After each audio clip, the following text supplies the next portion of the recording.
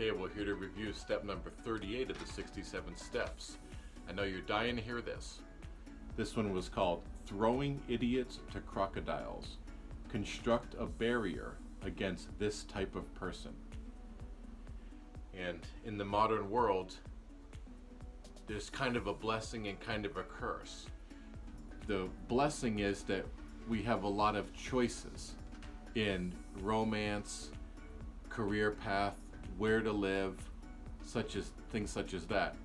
The curse is that there can be the paradox of choice. There can be so many choices that you become paralyzed and can't make a decision. So Ty explains something called bounded rationality.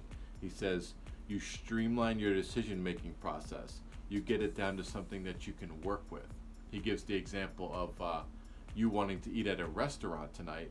Well, if you live in any major city in North America, there's probably 100 different restaurants that you can eat at. That's too many choices, and a waste of time to sit there and make a spreadsheet of the pros and cons of 100 different restaurants to go to. So you narrow it down. You say, okay, these need to be within 15 minutes of me. That probably narrows it down to maybe 15 choices. You can narrow it down to 4 or 5 if you say something like it needs to either be Chinese or Mexican restaurants or Italian or some other specified restaurant like that. And he says this works for your family time too. You can't spend equal amounts of time with everyone. So his criteria becomes, who is the most needful of my time? And Ty says you must figure out in life who you want as your allies and who you want to compete against. You may think that your business is so great and so unique that you're not competing against anyone. That's not true. Will Durant in the Lessons of History reminds us the first rule of biology, which biology is the study of living things. He says the first rule of biology is life is competitive. You're not only competing with other people, you're competing for resources, and you're competing against Mother Nature. And Charlie Munger says when you're picking your competitors, when you're picking your competition, be realistic. He says what you really want to do is compete with a bunch of idiots. And fortunately, idiots are in large supply. That's a little bit of a mean way to say that, but a nicer way of saying that is look for a niche of opportunity that isn't filled with a bunch of geniuses. Charlie Munger gives the example of when he was in high school, I believe it was, he had dreams of being an aeronautical engineer. However, he noticed that one of his classmates was able to answer questions in this field much faster than Charlie was. So Charlie realized, I'm never going to be able to compete with this guy. I'm never going to have a competitive advantage over him. So instead he went into the finance industry with Warren Buffett, and that seems like a very good choice, of course. Rest in peace to Charlie Munger too. He just passed away about a week ago. And the key is finding your competitive advantage. How can you compete in a blue ocean instead of a red ocean? Red ocean is from the book Blue Ocean Strategy.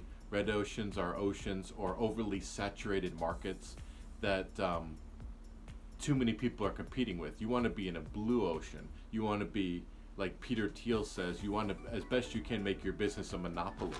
As best you can, you want to be the only person that does what you do.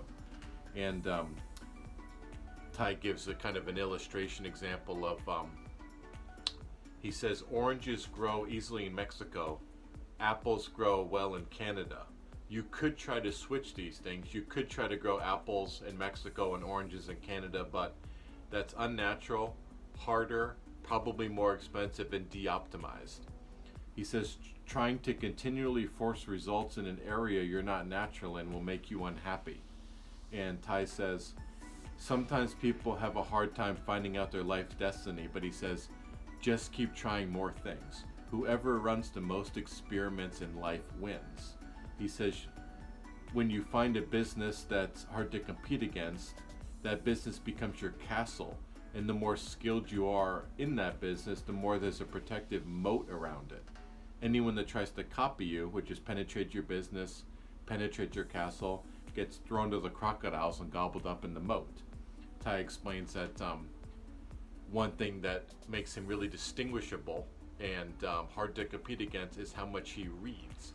He's known for reading a book a day, And it's hard to compete against that. You could try copying him and reading a book a day, but really at this point you're trying to play catch up because he's so far ahead. So he has a distinctive competitive advantage in that.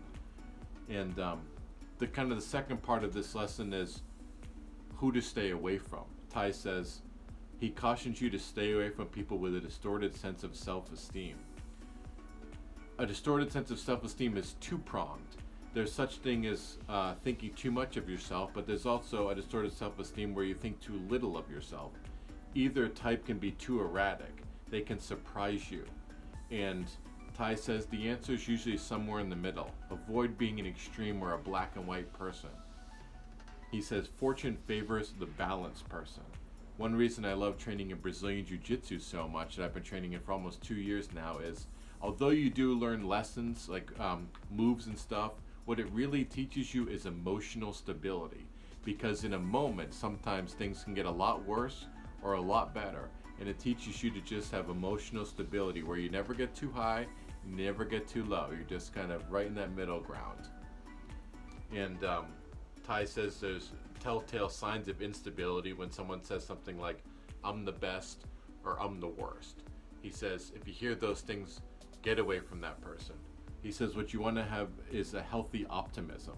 Someone that says instead of I'm the best or I'm the worst, you want them saying things like, I may not be the best, but I'm working at it every day. I'm putting in my reps and I'm getting a lot better. And the questions at the end of this lesson were, what is an example in your life socially or romantically where you allied yourself with unstable people?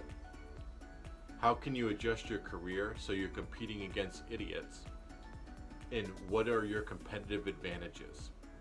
Thanks so much for watching. I'll see you on review number 39. Take care.